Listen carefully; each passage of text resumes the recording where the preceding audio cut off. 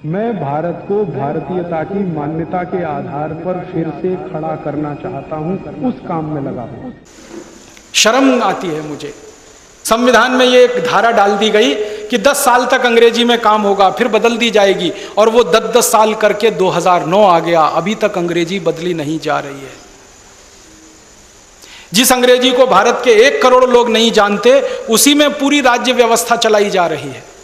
कितना बड़ा क्रूर है ये देश का तंत्र कि मैं सुप्रीम कोर्ट में जाऊं कोई मुकदमे की फरियाद को लेकर, तो अंग्रेजी में ही ड्राफ्टिंग करनी पड़ेगी पिटीशन, और अंग्रेजी में ही बहस करनी पड़ेगी, और फैसला भी अंग्रेजी में आएगा, जबकि मैं नहीं जानता उसे। मुझे न्याय मेरी मातृभाषा में क्यों नहीं मिलना चाहिए? और सुप्रीम कोर्ट के न्यायाधीश कोई लंदन से आए हुए लोग नहीं है, इंग्लैंड से आए हुए लोग नहीं है, वो इसी देश की माटी में पैदा हुए हैं। उनको हिंदी क्यों नहीं आनी चाहिए? कन्नड़ क्यों नहीं आनी चाहिए? मराठी क्यों नहीं आनी चाहिए? और अगर वो कन्नड़ मराठी हिंदी नहीं सीख सकते तो उनको पैकअप करके लंदन ही भिजवा देना चाहिए। इस देश में उनकी जरूरत क्या है?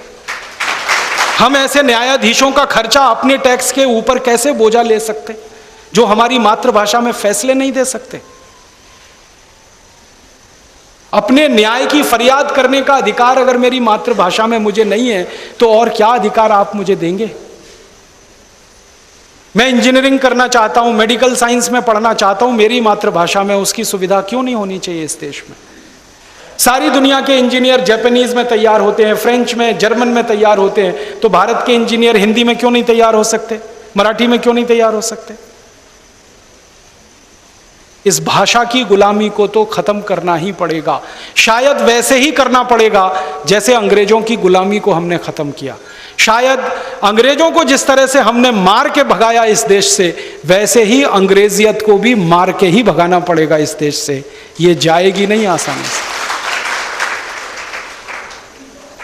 हम ऐसा हिंदुस्तान चाहते हैं जिसमें इस देश के साधारण नागरिक को मातृभाषा में पढ़ने का अधिकार हो, कितनी भी ऊंची पढ़ाई, मातृभाषा में न्याय का अधिकार हो, कितना भी ऊंचा न्याय, मातृभाषा में उसको पत्र मिले प्रशासन के और शासन के, मातृभाषा में ही उसका सारा काम चले।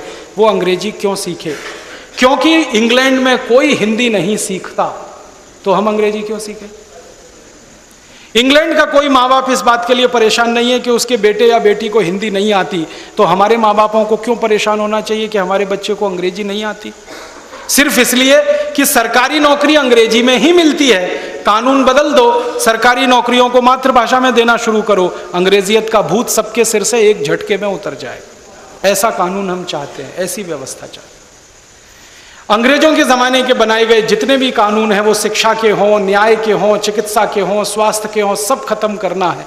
और ऐसे कानून की संख्या 34,735 है, वो सब खत्म करना हम चाहते हैं।